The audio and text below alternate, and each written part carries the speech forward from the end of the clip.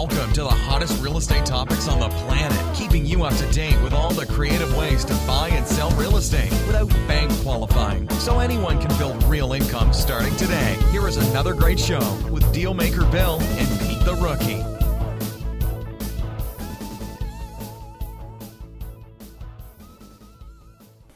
All right, here we are at another episode of Flipping Houses for Rookies, and I'm Bill the Dealmaker. And I'm Pete the Rookie. Pete the Rookie. What's going on today? Oh, today? Yeah. Well, today I'm waiting for a check, and I'm waiting for a closing. Nice.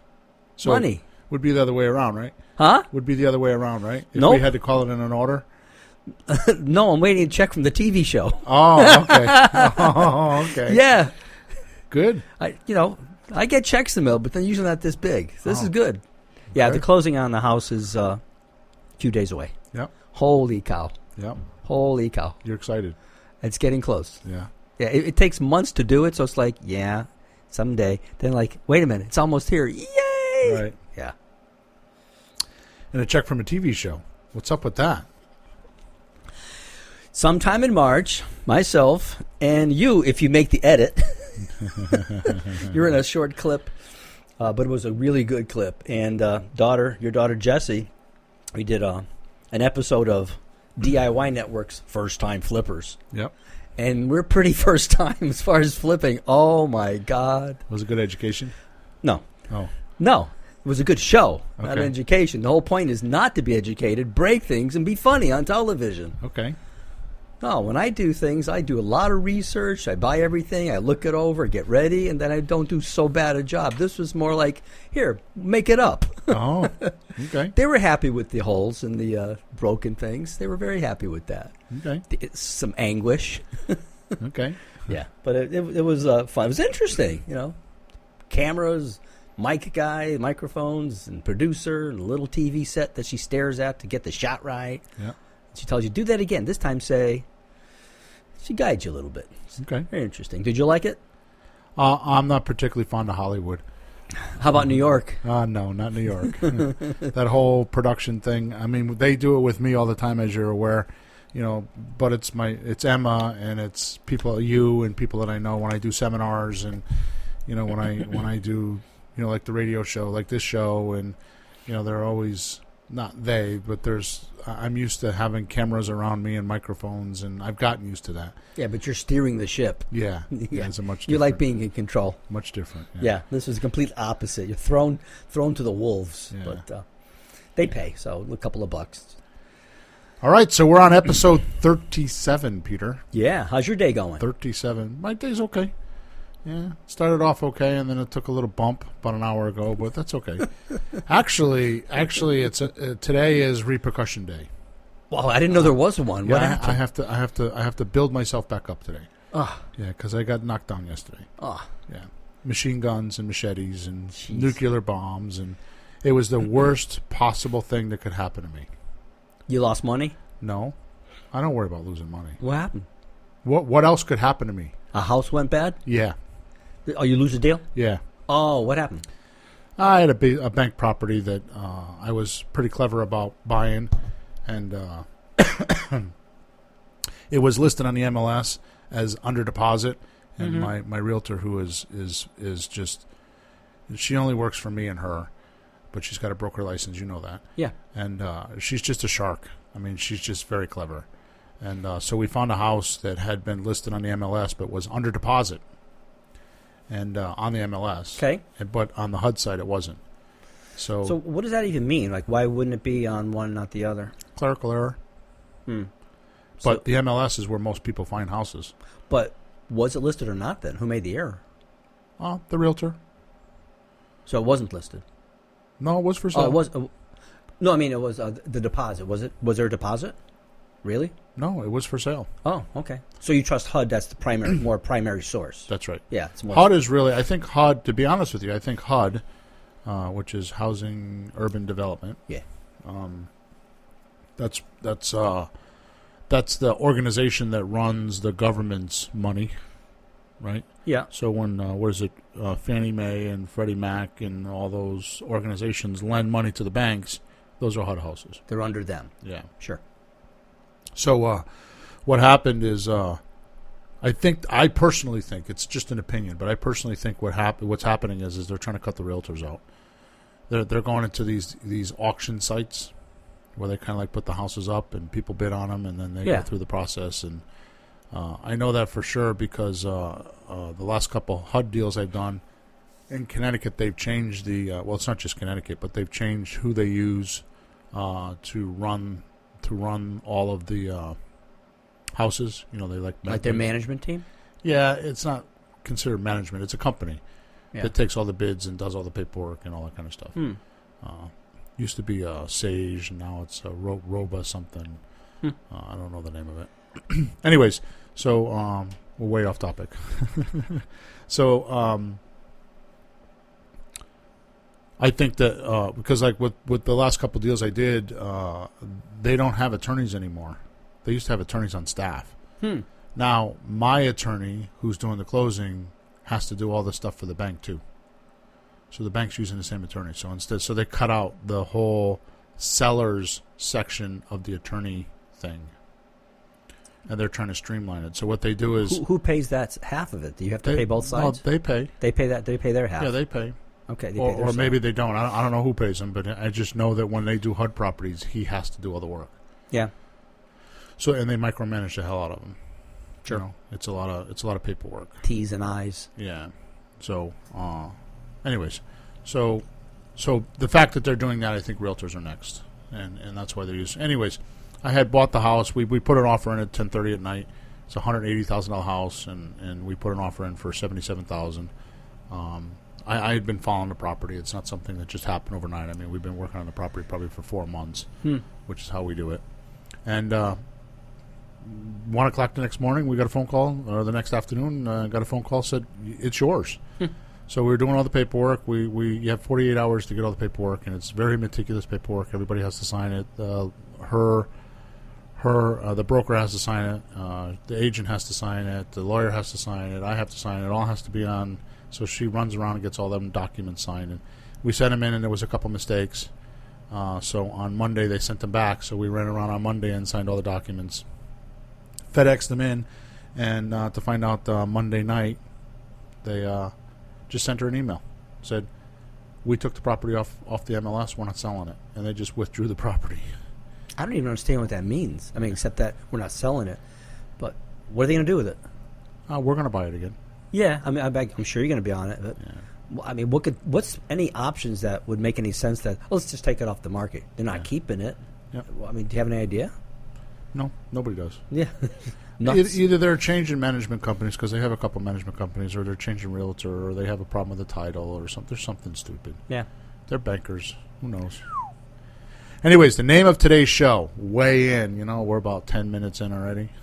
Let's tell everybody why we're here. And how's your morning going? Yeah. Let's ask the listeners. Let's take some callers. Hey, how's your morning starting out? Unless you're listening at night, in the afternoon, 2 in the morning.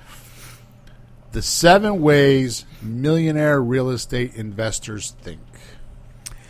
I'm interested in that one. Yeah. The 7 ways millionaire real estate investors think. Yeah. You know, I'm interested in that. Tell me. You actually showed me a couple options today. Like, what show you want to do today? I picked that one because I think everything starts there. Right. Your mindset, how you're thinking. Right. You know, I mean, I tell people I do real estate, and right away they have ideas, good or bad. Boom, that's it. They already have their mind made up one way or the other. It's great, it's bad, and that's dumb. Right. You know, you don't make up your mind on things. You keep actively moving forward and developing and keep moving forward. So thinking. Tell me more about thinking like a millionaire, Bill. Well, first of all, let's talk about thinking. I'm a thousandaire. You're a thousandaire.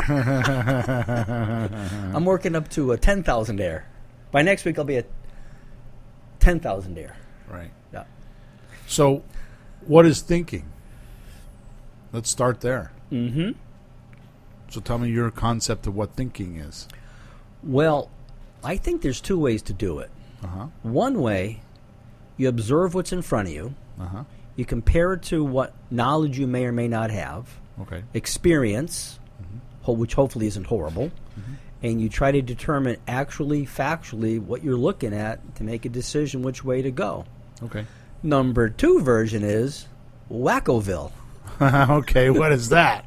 That's you look at something, and all these springs and balls starts bouncing around in your head of all these horrible things that happen. That they're just terrible things that happen. It's all going to happen again, and I ain't going to do that anymore. Let me out of here. I'm running. Right. Bonkers. That's my take on thinking. All right. Have you folks seen that too in your friends and enemies? The springs and the balls bouncing around? Put it up. Put the show on pause for a second. Write down a piece of paper. The friends that think one way and the friends that think the other way. Don't put you on the piece of paper. Turn it back on. There you go. So, what's your take? I don't know how profound I want to get with this, but I do know. After my little run, huh? I can't. That's a hard act to follow. I do know that, at least I think I know, that the way the human mind works is it retains what you seem to remember the most are the bad experiences or unpleasant experiences, or and to me that's what your subconscious mind is. Yeah. Is all the painful experiences or emotional experiences that you don't like. So right. your mind retains them, and it does that for a reason, because it's trying to protect you to not have that again. Right. You're also whatever that is, you never solved it, and it's still a big question in your head. Like, well, right. How do I solve that? How do I solve it? What do I do? What do I do? And your mind is still working on that, and you don't know it. And I mean, sometimes it doesn't work on it 24/7. But like for example, if you're 6 years old and you fell off a bicycle, what are you going to think about bicycles for the rest of your life? Mm-hmm. If you hurt yourself, or like my sister was 6 years old and got hit by a bicycle and broke her femur bone and spent a year in a body cast. What does she think about bicycles? Bones, broken bones. You know what I mean? Pain, right? Yep. So if you had that experience with bicycles, right? Mm-hmm. And it's 30 years later, how are you still going to feel about bicycles? It could still be there. Right. It's going to affect your decision, right? You might force yourself to push through, but it's still going to gnaw at you a little bit. Right. So when you say thinking, right, and you're using your past experiences, what are you using? Well, I'm not even sure it qualifies as thinking. That sounds more like reacting. Okay. But what was your question? So when you're you said earlier, when you're thinking, you're using past experiences. Yeah. Right? So your mind will tend to remember the painful ones before it remembers the pleasurable ones. Mm-hmm. Right? They'll jump out more. Yeah. You can have a day with 10 great things happen, one bad thing. How's your mood? Right. 90%? Right. Or 10%? Right. Think about that. So that's my point is that, if there's bad experiences in the past, or maybe it's just as simple as your dad told you all your life that people with money are bad. Mm-hmm. They're criminals, or they're evil people. A lot of people have a lot of stuff connected to money. Somebody told me yesterday, I don't like billionaires. Yeah. All of them? Right. Why? They've been taught that. If you're losing, somebody must have gotten your piece, so he must have it because he has a lot of pieces. It must be that guy over there. Right. But I've actually met a lot of CEOs and wealthy people through my dad. Yeah. Not that he was, but a barber meets lots of people, senators, congressmen, celebrities, Luciano Pavarotti, all kinds of people. And I think all of them that I met were amazingly nice people. Right. Shocking. Right. Shocking. Right. So you understand what I'm saying? So when you say thinking, right, what are you drawing from? Well, if you draw from the pain, you're not going to be thinking very good stuff. Right. Yeah. So you're going to come to a conclusion because the information you're using is not exactly clear. Nope. Right. What do we do with it, Bill? It's an unsolved problem that you haven't been able to solve. Yep. And we all have it. Every single one of us have it. That's how the human mind works. It's just how it is. Mm-hmm. Right? And anyways, so when you were talking about thinking, so what is the definition of thinking? I think a good definition of, and I don't know this, I haven't really thought about this till today's show, but a good definition we'll of make thinking, some stuff up. Yeah. Good definition of thinking is to be able to look at everything in a present time. Yeah. And observe the environment and what's going on in present time. As it really is? As it really is. Boy, you have to have some observational skills for that. Right. You got to be careful what you're saying and not let those past unconscious, like for example, how many times, I mean, I've been in sales for 20 years, and how many times I hear people say, I don't know why I don't want to do this. I just feel that way. Yeah, right? I've heard that too.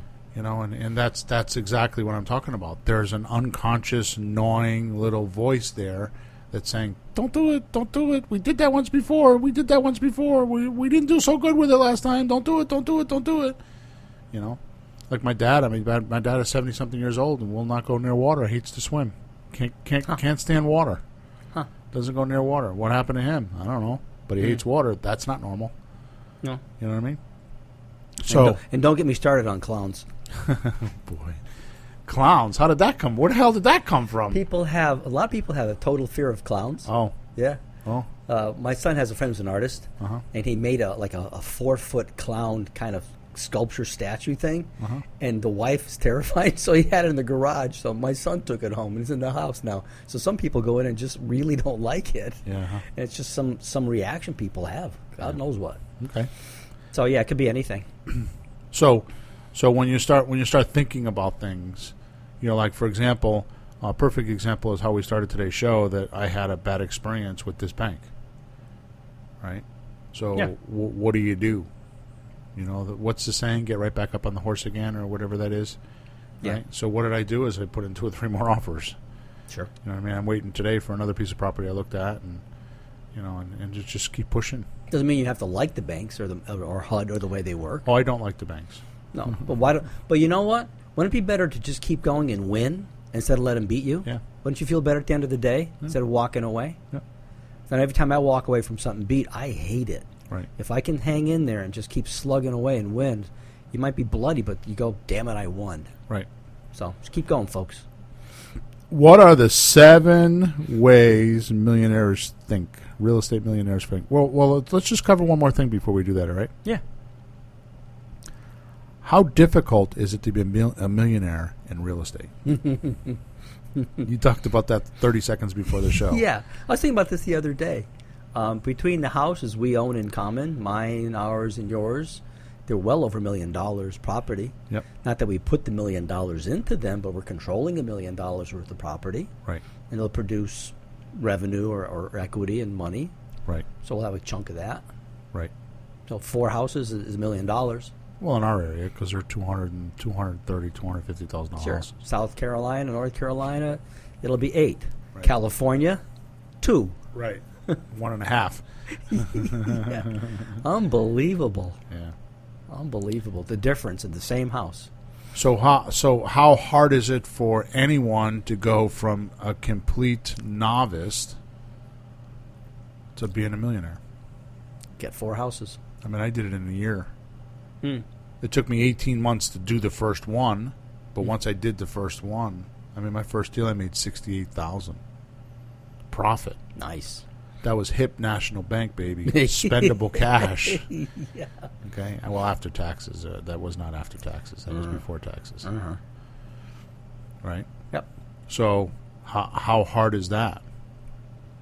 Well, once you can do one, do a few more. Right. So what is hard?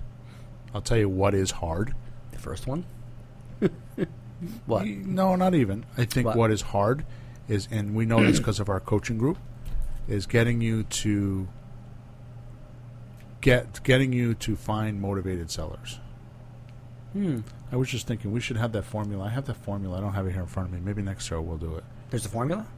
Yeah, the one Which that one? I did the last webinar, the 4 things that you need to do real estate. The first one is to find a motivated seller and communicate to them. Yeah, I got you. There's a lot of numbered things. I gotta try to keep track of them all. Yeah. Sure. So why don't you just? I'm going to go in my office for a second. Why don't you just entertain everybody? Why don't you sing a song or something? Don't you have pause? Huh? Don't you have pause? This is a live show. Oh, it's live from Wallingford, Connecticut. So, what do you want to know more about? The TV show, my deal. So, if you want to flip a house, and it's your first time, call the company. They need people to flip houses. Go have some fun with it. But yeah, I'm enjoying the fruits of our labor. We found a motivated seller from another less motivated seller, which led us to the house that we're closing on next week. So it's not that hard. You just, one thing that you said recently that really, really, really struck me fine, a system. Just Yep. That's exactly what I'm talking about. yeah, That's what I you wanted just everyone have to it. get. You just it's like if you have a job, grow a garden. You dig the dirt, you put the seed in, you water it, you come back nothing. You water it some more, you scrape the soil, nothing. You water it some more, you finally get a thing showing up. No fruit. You keep going. Months go by. You just have a system, and eventually, you'll get some food. Spoken from the Italian gardener. That's right. You want some tomatoes this year? Yeah. All right, so this is completely, I didn't expect to do this, but this is the 4 ways that you're guaranteed to buy a house. This is the system, the basic system that I use. Right. Okay? And we can cover this some other day. But here it is. So number 1, find a way to communicate to a motivated seller. Number 2, make you and your service known and create well, I can't read my own writing. Truly? You write pretty well. Yeah. Anyways, make you and your service known so the customer will want it. Mm-hmm. Okay. Number 3, figure out what is needed and wanted while building rapport, value, and trust to the seller. That's important.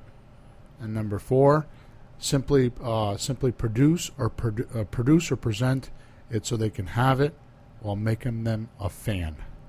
Making them a fan. Yeah, I added a few things to it. Oh yeah, no, that absolutely. The house we're selling now, I still got to get a copy of that letter because the printed copy from the seller just didn't come out of my printer.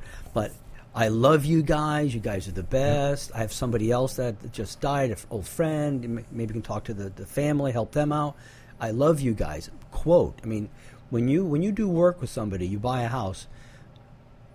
I don't know what people think. Oh, real estate guys, used car salesmen, politicians, lawyers, they just want your money, your landlords. Whatever they're thinking. It's usually not that way. We really work well with our people. When we're Right. done, they're happy we worked with them. Right. Shocking. Sorry. Yeah. We love you. I love you guys. So that's the simple formula. I mean, just find a way to communicate and to motivate find a way to communicate to a motivated seller. Mm-hmm. So that's what I was talking about earlier. That's the barrier right there. Yeah. People, I'll teach how to do it, and then they don't do it, and I don't do it. I haven't done it for a month. Mm-hmm. I mean, I've got houses that I'm buying right now, and I'm busy because I'm doing some MLS work. But Jesse just sent a mailing out, East Haven, and it didn't do anything. Yeah. So we got to send another one. Yeah. I just sent my second one and got a really good lead here. I brought it in with me. Yeah. Yeah. Yeah. I mean, look what happened to me with Middletown. I mean, I got a $400,000 house. Yeah. I did 2 mailings. Yeah. I bought for $175. Well, how many do you need? I mean, if There you if go. it takes 3 mailings, if it takes like 200 letters to get 1 lead, who cares? Right. If that's going to stop you, you're in the wrong business. So go back to what you were talking about. I mean, Newington's will say a $200,000 house. Yeah.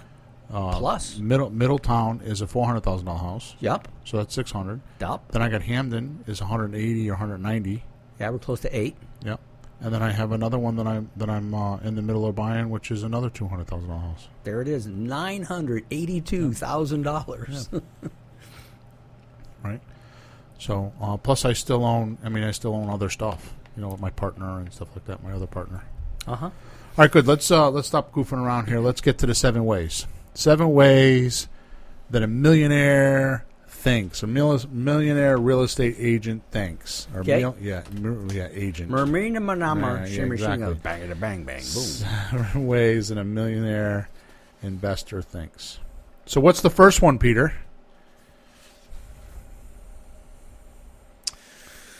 You talking about like ways to purchase properties? Yeah. Oh, okay. Well, one of the ways is, what if you have a property that's highly leveraged? There's no equity in it. How Right. do you buy that? Right. You can't buy that. There's nothing there. Right. How do you buy a pencil when there's no lead left? Well, if it's a mechanical pencil, no, I made a point in my own head. I saved myself. Yeah. You buy a mechanical pencil, You buy some lead, you put it in, you got a fully operational pencil. No one else thought of that. That pencil's no good. No, but there are properties that are very highly leveraged, maybe over leveraged. There's just no equity in them. You think, oh, can't buy that. Realtor will walk by. How are they going to get commission from negative? Right. So this is exactly correct. We call that a slot deal, which is a sandwich lease option transaction. Mm-hmm. The way that works is if a person has a house that's worth $100,000 and it's worth $100,000 and they owe $100,000, like you said, how do they sell it? Yeah. Most properties have a 12 to 15% expense to sell. Most people don't know that. So when they go to sell, they think they got to pay the 6% to the realtor, the 5% or 7%, whatever the number is, depending on where you are. Yeah. And they think that's all the expense they have, which is not correct. There's closing expenses. There's maintenance is going to have to be done. There's just things that and it adds up. I've sold a lot of houses. It's between 13 and 15%. Yep. So even if it was 10%, and that person owes 100, and it's worth 100, that means he's got to come to the table with $10,000. He's got to pay it. Excuse me. Yeah. So, how do you deal with that? You know what I mean? So the person can massage themselves and think it's only 10% and say, oh yeah, I'll come to the table with $10,000 and just sell the house. Well, first of all, it's not going to be $10,000. It's probably going to be 12 or 13. But regardless, how many people want to do that? No, and I'm thinking if you owe that much on a house, you've been using the house to pay your bills. You've been taking credit lines because you can't buy a house completely leveraged usually. I talk about that very often. You've heard me talk about that in a presentation where I'll say to the person, so you want a third or fourth profit. Yeah. You're like, what do you mean? Well, when you first bought the house, you bought the house with equity. You bought it with $10,000 worth of equity, whatever. So that was your first profit. Then you refinance it and you take the money out, right? Yeah. Which is usually a big chunk of dough. I mean, I know several people. Some of them are related to me. They use their house as an ATM machine. Yeah. So what they do is they use their credit card, whack up their credit card, buy, over the course of a year or two, have a $20,000 credit card bill, refinance the house, pay off all the credit cards, have everything clean, lower payment, and then do it all over again. Wacky. Right? Well, they're eating their profits. Yeah. So now they owe $100,000 on a $100,000 piece of property, and they're looking for the final profit from you. Yeah, and that's what I'm thinking. They probably don't have the $10,000 then. Right. They're not good with money in the first place. So how do you buy that house and make $10,000? Well, what I would do is I would offer them the $100,000, but I would do it on a lease, and I would find a buyer who's in similar trouble. Not that they're bad people or stupid. They just wound up maybe with a divorce, which I've seen, or other situations. They don't have good enough credit to get a loan. Right. So they have to rent. And they're tired of renting. So if they lease this house with an option to buy it down the road, they can get some help get their credit straightened out. In a year or two, buy the house. Right. Meanwhile, they're paying a lease. They're paying rent. But they're paying rent anyways. At least have a shot at getting the house. And they have an out. Right.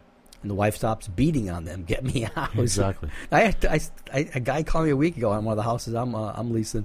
He goes, what kind of house you want? Anything. Yeah. Anything. Until you get those phone calls, you don't believe what we're saying. Huh? Until you get those phone calls, you don't believe what I'm saying. Yeah.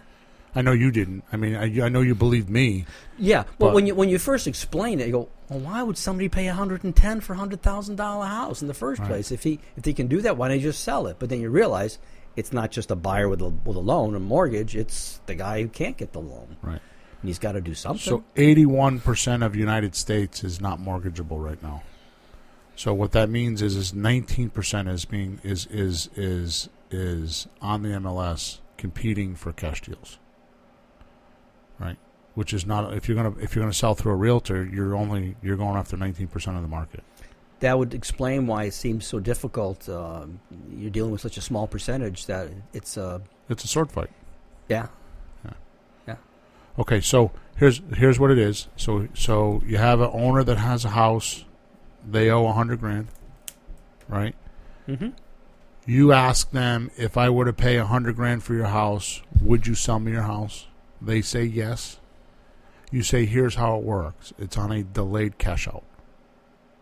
So what that means is you explain to the seller that you're going to go find one of those 81% people, right? Yep. that can't get a mortgage right now. You're going to give them a 2-year lease with the seller. So the lease is between your buyer and the seller. Right? Sure. Make sense? Yeah. Okay. So you're going to sell it to the new buyer for $110,000. They're going to give you a $10,000 deposit, which is on a they're buying it on a lease option. So the option consideration money is non-refundable. That's the $10,000. That's the $10,000, and you don't need a license to do it because you're buying equity in the property. So that's how it's legally done. You don't need to be a realtor or licensed or anything like that. Yeah, you give the owner $10, $20, or $100 to be part owner. Right. Paperwork and everything.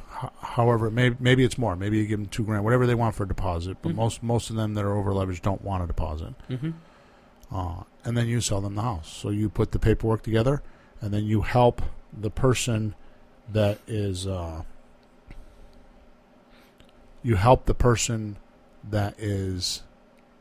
getting the lease, the buyer, with credit repair or whatever they need. Okay.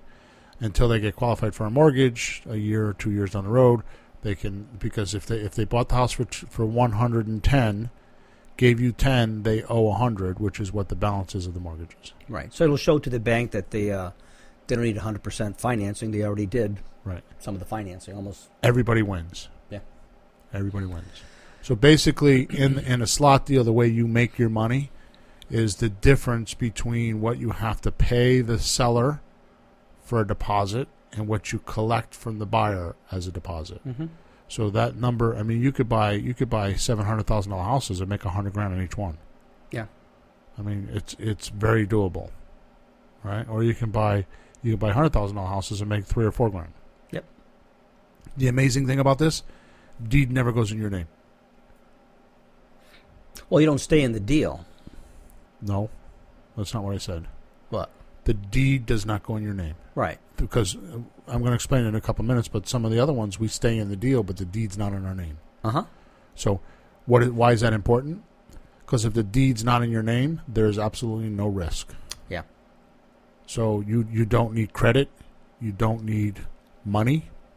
You need $10 or $100 to consummate an option deal. All you need is some willpower, a little bit of marketing, finding your buyer, which, we show you how to do. That's what we do at the live meetup. We do that, and on my website, we show you how to do that. So the live meetup is on the third Wednesday of the month at 128 Center Street in Wallingford.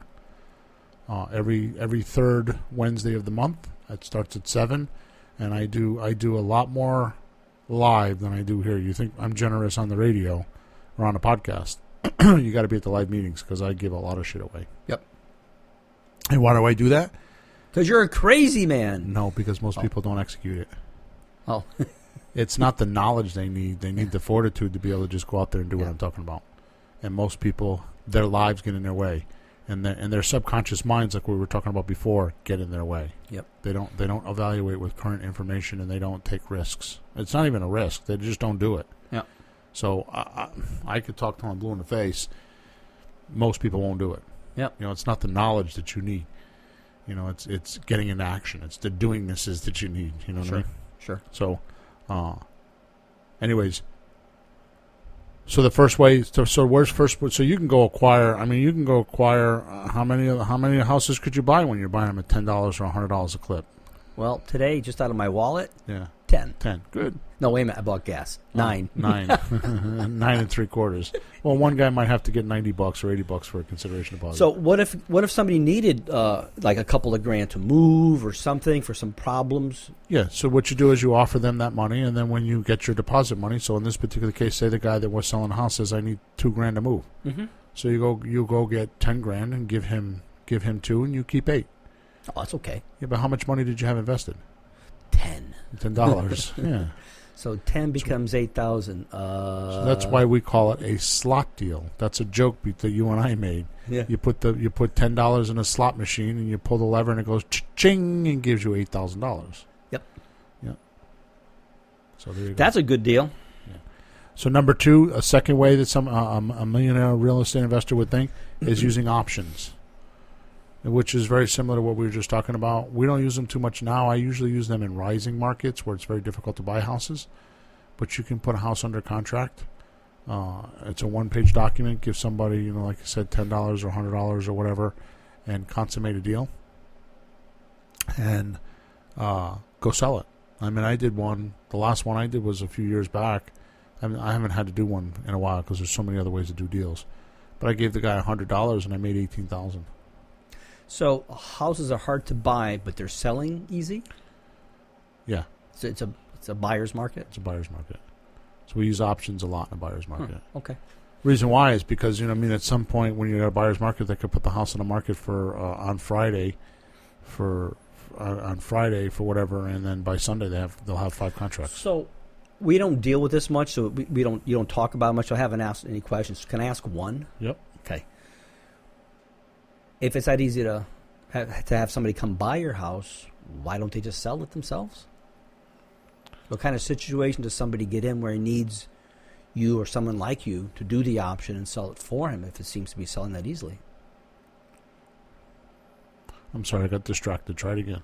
The phones. Yeah. So if it's my contractor is texting me about turn permits. the phone over. Yeah, about permits. Sorry. Do it again. Oh, I would bitch at you if you were doing that, so you could bitch at me. Go ahead. you're so fair in things. Yeah. If it's a buyer's market, like for an end user buyer, people are buying houses fairly easily. Why would a seller need the go-between? Right. So why don't you just sell it himself if houses are going that fast? There's a lot of reasons. At the time when we were doing it, one of the things that I teach, I haven't been doing it recently because I'm doing more flipping than the terms deals, which will change. It's just because that's how the market is. Which realize these 7 ways I'm talking to you about, there's always going to be one that's hot right now because that's the way the market is. Oh, sure. That's the glory of having 7 different ways to buy in houses. Is depending on what the market is, you can plug and play that system. So you're never really in a down market. And people ask me, how's the market now? I say, I don't care. Yeah. I'm not buying a market or selling a market. I'm buying one house from one person with his own little market in his head or his own situation. Right. So where the market hurts somebody is when they hold property. So when you buy, like suppose you were to buy in January 2016 and then hold the property and then try to sell it in January 2019. Different market? It will be a different market. So when you buy and hold for a long time, you're buying and selling in 2 different markets. Mm. So a lot of what we do is we make sure we buy and sell in the same market. Yeah, I think if I was going to hold something, I would just hold it. Yeah. Just if there's cash flow, just keep it. Well, there's only one reason to sell a house. There's only one reason to sell a house. You need money? Yeah. You need cash. So if you don't need cash, then you don't need to sell a house. Yeah. You can hang on to them because there's a lot of money in them, especially if you cash flow them and all that kind of stuff. Mm-hmm. So anyways, to answer your question, back in the day, what we were doing, and I still have some of this, but not as much as I did then, is we had so many people calling us. We used to create what we call the VIP list. Mm-hmm. So what would happen is somebody would come into our system and be curious about a house we were selling because we did so much advertising. I mean, it was $7,000 to $9,000 a month in advertising. Right. We're doing so much advertising that people just called every day, right? And you couldn't sell all those people houses because their situations, the house, whatever. And you only had one house and you had 50 people call. You're only going to sell the house to one person. What method did they buy it with? A lease, cash? All different kinds. Everything? Yeah. Okay. So the point is all those other identities, you keep them. So when you get an option on a Friday and you got a mailing list, you send it out to the mailing list and you show the house. And that's the biggest reason why we were using options, because we had a mailing list. Got it. And often we would sell the house to our own internal. In the VIP list that we were on, that was the thing that we promoted is that, for the first 3 days or for the first 5 days, I don't remember what it was, but for the first week I think it was, mm-hmm. we didn't advertise the house. We just put it to our internal list. Yeah, might as well. So the hottest deals they got first. And then often we would actually discount those houses because if we didn't have to spend any money on marketing, we would discount those properties. So they would buy it for less money. Sometimes thousands of dollars less money because we didn't have to market it. So they were on the VIP list. It was a value to them to be on the VIP list. That makes sense. Right? Yeah, that's good. Okay, good. So options, Option just means that I agreed to buy your house for $150,000. I have a document. I give you $10 to consummate the deal, and we agree that I'm going to sell your house for $150,000. I go off and sell it for $160,000, $70,000, or $80,000, and I get to keep the difference. Lovely. That's an option. Okay. Third way is lease options, which is the same as slot deals, except a lease option, you want to make sure you have about 15% equity in the property. And what happens is you'll buy from the tenant. You'll buy from the seller and you'll sell to your buyer, and you stay in the deal because there's cash flow. So if you have a house and you sell to me for $150,000 and you want a lease from me for $1,200 a month, I go sell that house for $180,000, and I collect $1,600 a month. I collect the $1,600. I pay you the $12,000 because you're the seller, and I keep $400 a month. Plus, I got a $30,000 equity spread. Well, that sounds like a nice protecting background factor. Right. But is it possible that I think I ran into this once or twice? Somebody may be in that equity level, but for some reason they're still kind of highly leveraged, and there isn't any cash flow because maybe they did a 20-year mortgage or 15-year mortgage. The payment was just so high there wasn't any cash flow, even though there should have been. Right. So so on a case-by-case basis, you just have to do the numbers in it. Yeah, so that means they're going to probably owe 85 to 90% on the property. So even then, we're still talking about having a 13 or 14% closing cost ratio. That's without a lot of holding costs. If you're an out of area owner, right, or you're paying 2 mortgages, you may not want to wait 6 months to get your money, but you're okay. Especially if you're not going to get a lot of money, if all you're going to get is $5,000 or $3,000 or $8,000 out of the house, right?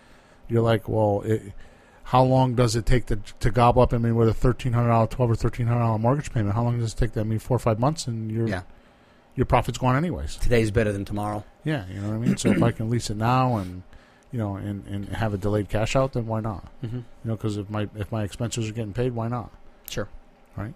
And I do lease options with those folks because they don't want to give me a deed.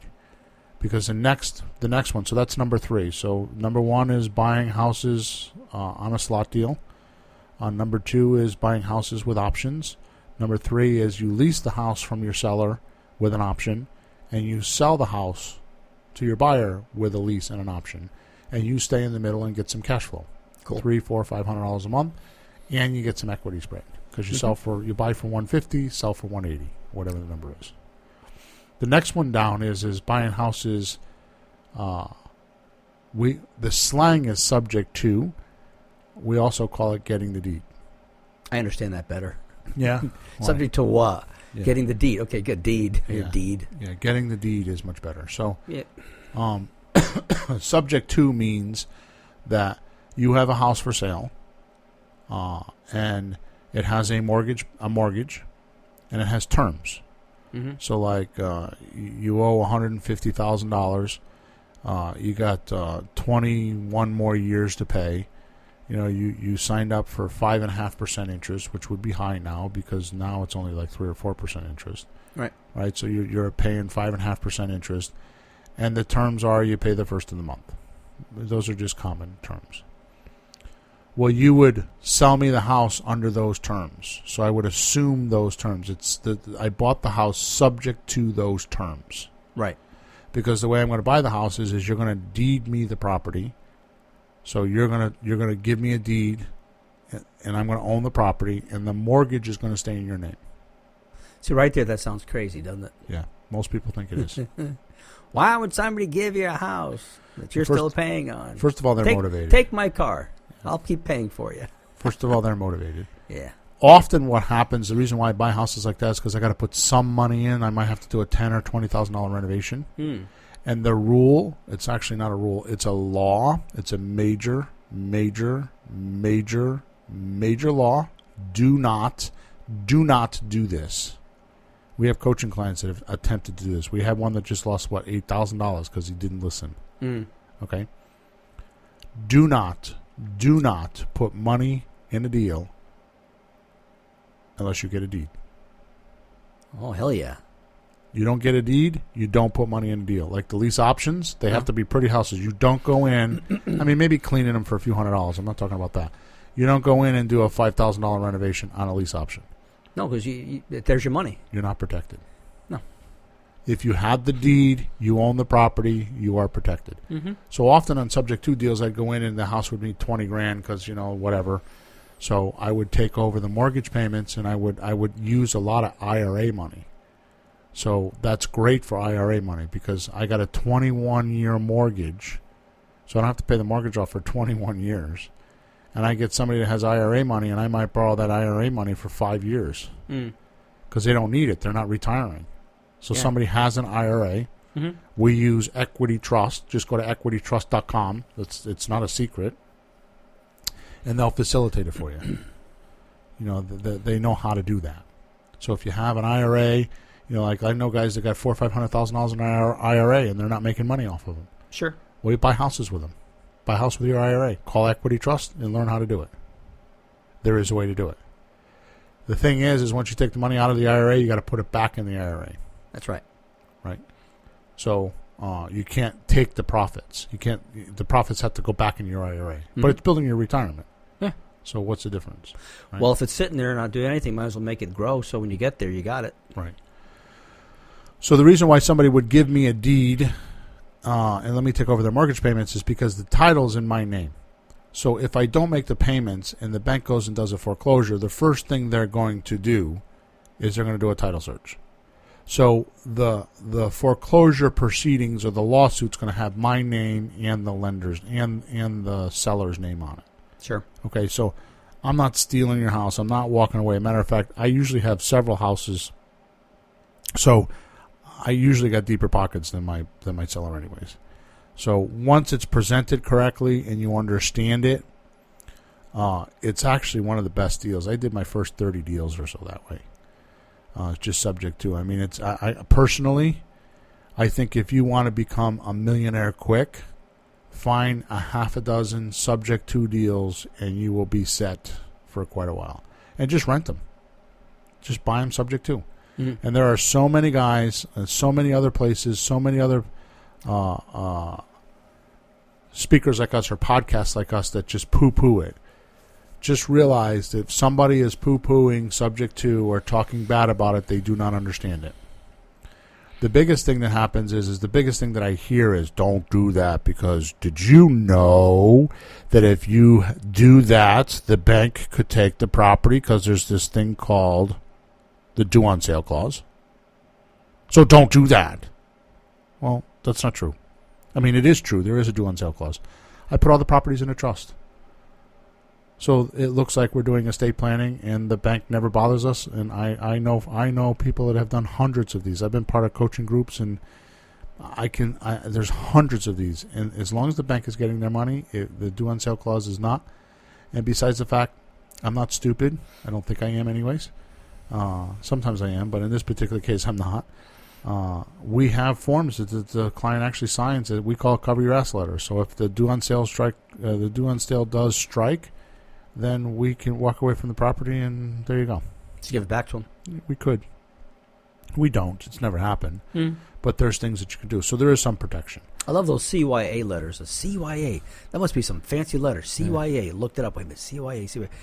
Cover your ass. Jeez. That's why you have to say CYA. Yeah, because then you don't have to swear. Yeah. So, anyways, subject to, as far as I'm concerned, if I had my way, I would do subject to and owner financing and do nothing else. Yeah. But those are the two deals I would do because they are, as far as I'm concerned, they're the most controlling and they're the most profitable. Okay? So, subject to, we can do a whole show just on subject to because it's a whole can of worms, and we just left a lot of listeners probably a mystery. If you have any questions about this at all, where can they find out more about this, Bill? info@flippinghouses.club. info@flippinghouses.club, or you can go to flippinghouses.club and just send in a support ticket. At this point I get several support tickets a week. Answering questions from listeners on the podcast, because I think at this point we're we're 65 or 70,000 downloads on the podcast, so we've got a lot of listeners. Yay! Yeah, it's like really up there. I haven't looked, but last time I looked, it was like 65,000 downloads. We're doing somewhere like it's not enough for me. It's never enough, but I think we're doing like 2,000 or 3,000 downloads a day. I'm trying to catch up with my son's science fiction podcast. Yeah, that's what we're trying to do. Yeah, You Are Here. Yeah. Shout out to You Are Here, and shout out back to us, boys, Yeah. from another planet. I don't think that's going to happen. Yeah. Oh, They well. got 90,000 downloads, but That's awesome. yeah. And if you go on iTunes under education, we're listed like number 4 or 5 as top podcast. Mm-hmm. So you can find us on iTunes. So, but anyways, if you have questions, you can do that. Just go to info@flippinghouses.club, or you can go to flippinghouses.club and just send in a support ticket, and I'll explain the subject to. I'll help you with that because it's not always you can't hear that for the first time and just get it. That'll take a while to learn that one. Yeah. Okay. I remember those days, and once in a while I still have wait a minute, let me go back and ask one question, but Yeah. it gets easier. It gets easier, folks. The best part is you sign 6 documents, you own the house. Yeah. And I've done that a lot. As a matter of fact, up until the last probably 20 deals everything that I did without a lawyer, without a banker.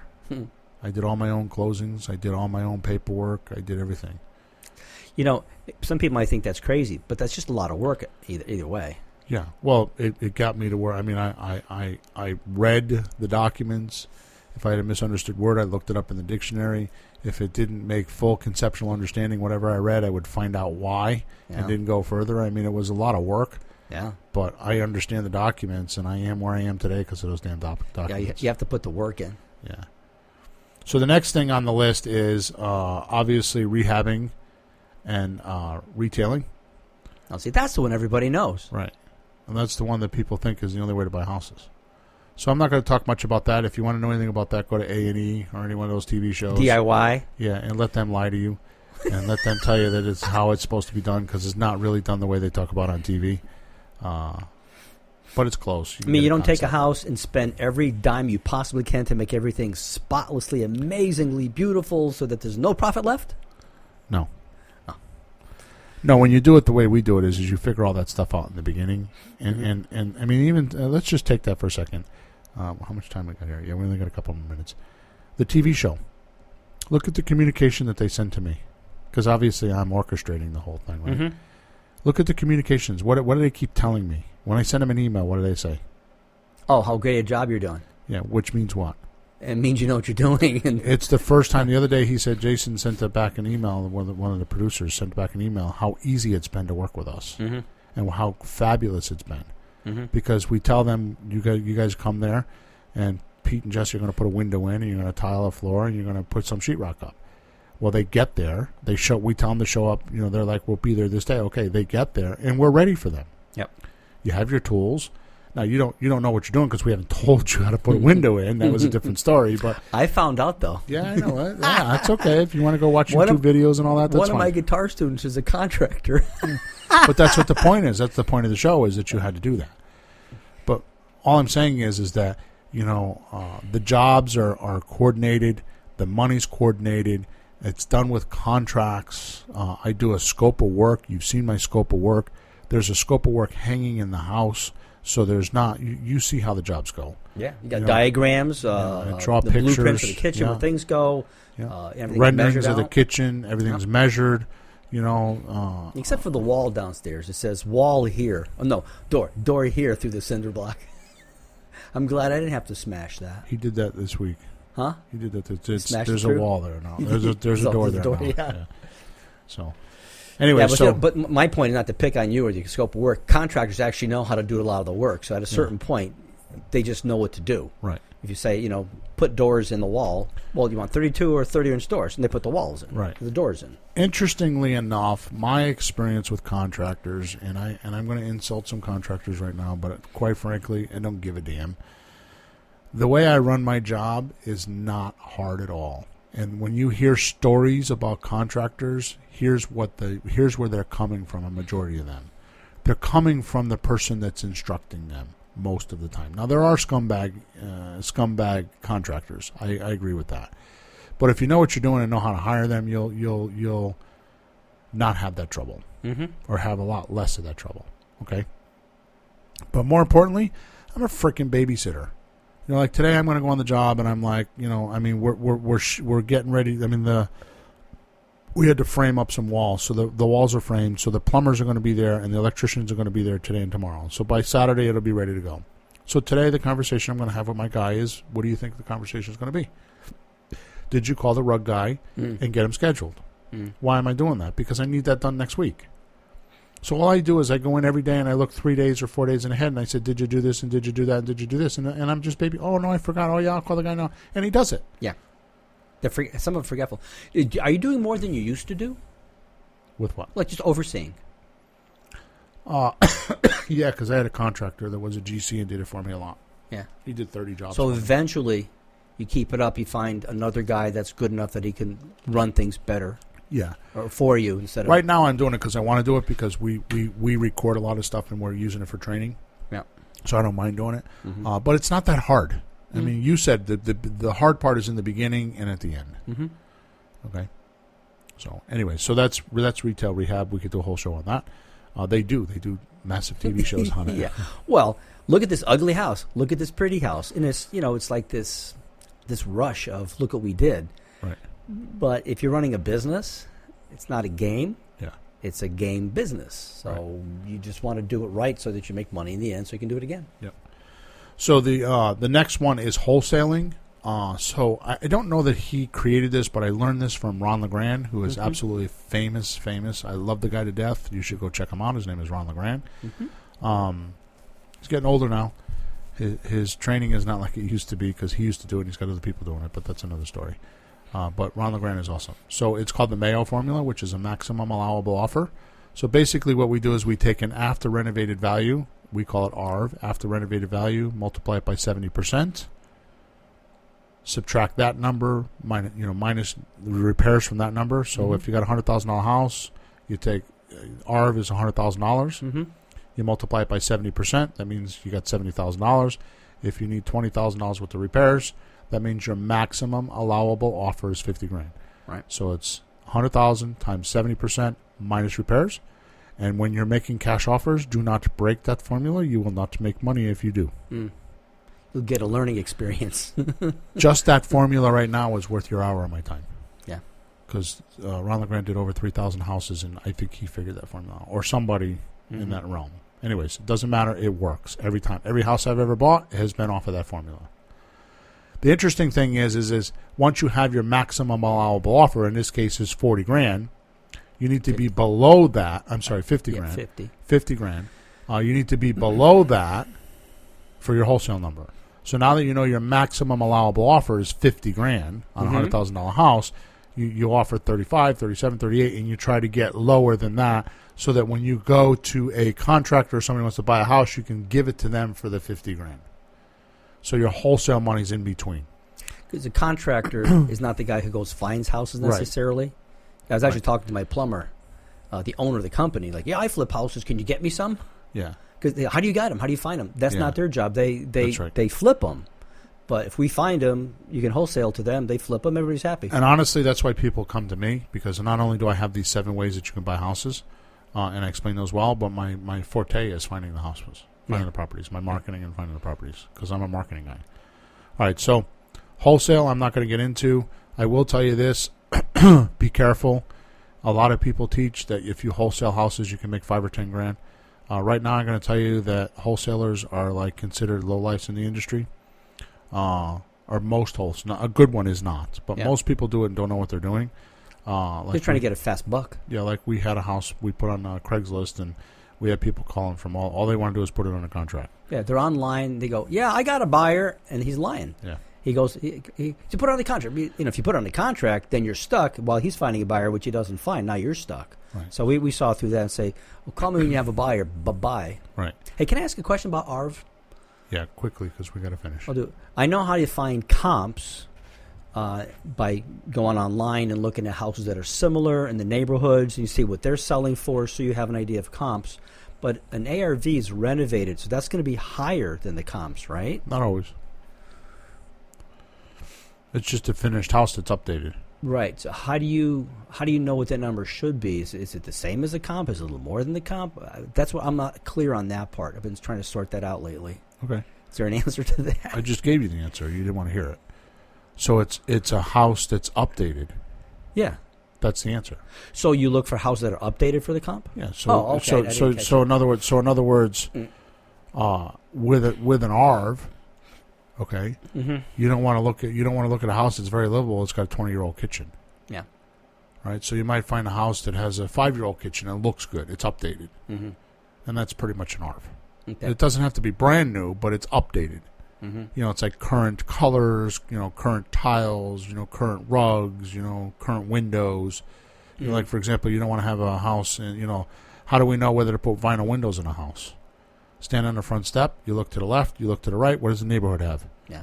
That tells you whether you should put windows in. How do you know you need a new roof? You stand on the front step, you look to the left, you look to the right, and see what the neighborhood has. That's how I make a lot of my decisions, on the front step. Smoking a cigar. Yeah, right. Which, by the way, yes. Notice I haven't been talking about the smoke shop lately on the radio station or on the podcast. Why'd you get thrown out? No. What happened? People are showing up. Oh, really? It's getting busy? Yeah. I used to promote. You come on a Friday night anytime, 5 o'clock. If you're in Connecticut, you come to 128 Mill Street to Cigar World. 128 Mill Street to Cigar World.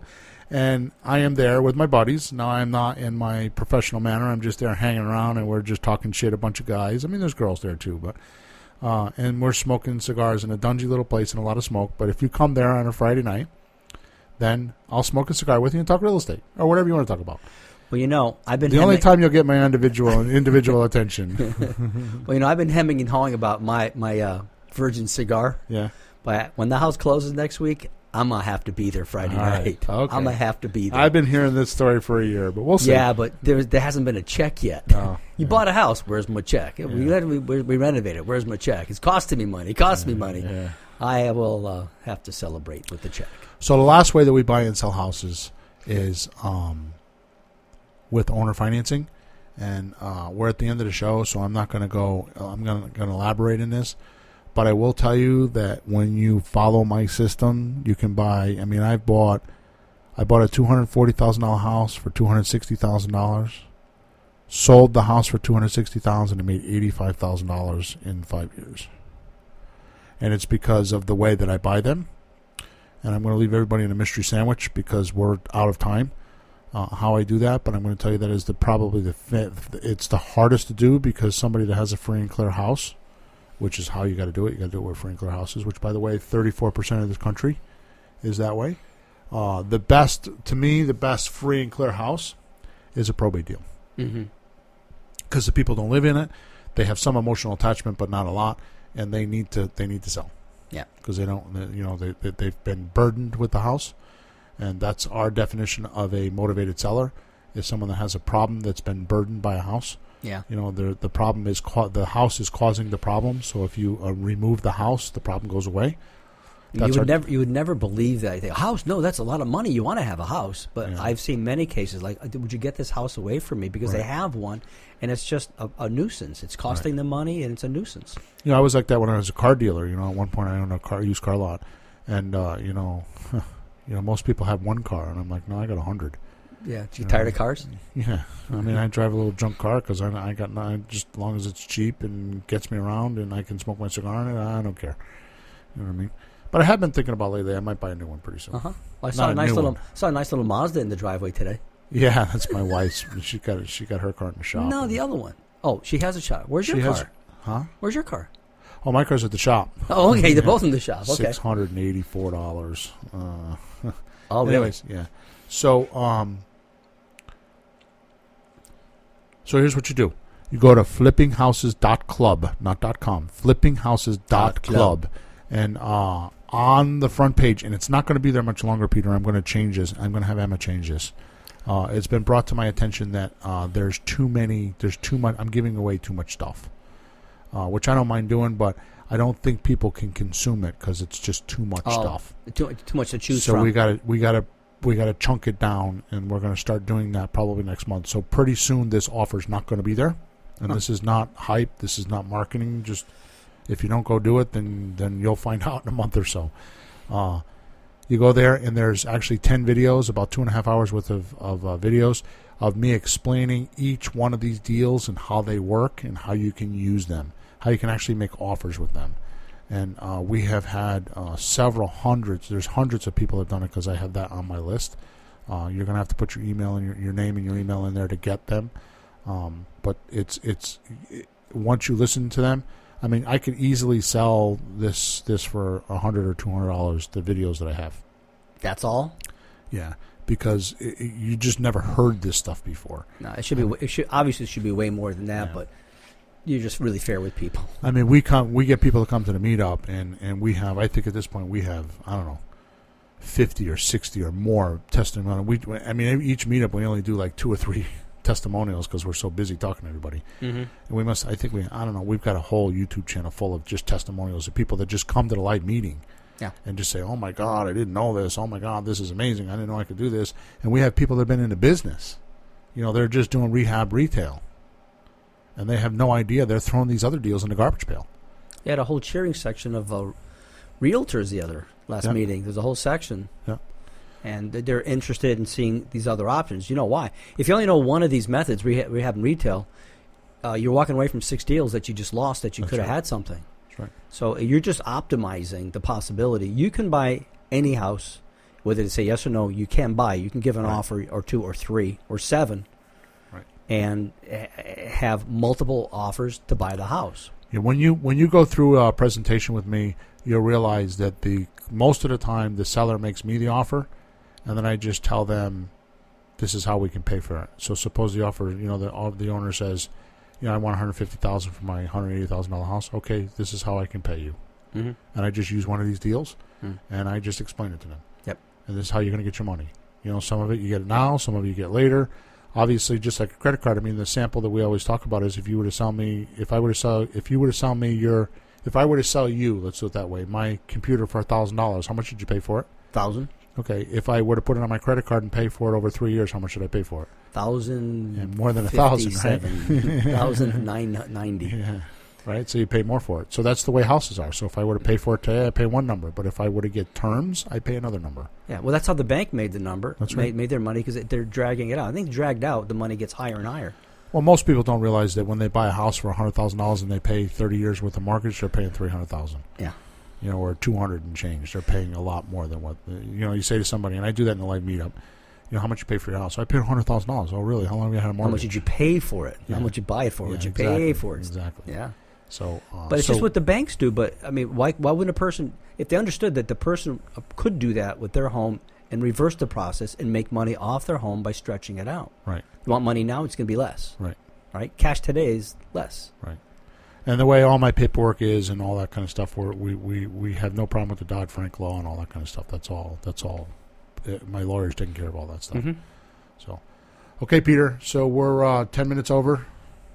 Again, this is becoming a new habit of ours.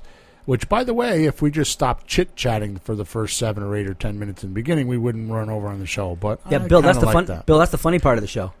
Oh, here we go. Go listen to it. That was the funny part. You remember how you were talking before about how people were afraid of clowns? And you thought you weren't funny. I'm leaving. I'm afraid of your jokes, Pete. I'm leaving. All right, so we haven't had Emma do this yet, but we got to definitely do this one of these days. We're gonna have to call it jokes, an email address, jokes at flippinghouses.club, and we're gonna have people start sending in their jokes or responding to your jokes. Why don't we should do a vote? First, we have to get all my jokes and put them in a one long hour clip. And see how long people can stand it before they're rolling on the floor with their stomach aching in pain. The only way I'm going to do that is if I buy one big fat life insurance policy, because I'm not going to make it all the way through. Too much laughter, so much stomach pain. Yeah. All right, Pete. Okay, Bill. Have a good week. Good luck on your closing. Absolutely. And thanks for the help with the closing in the house and all that. Of course. Over and out.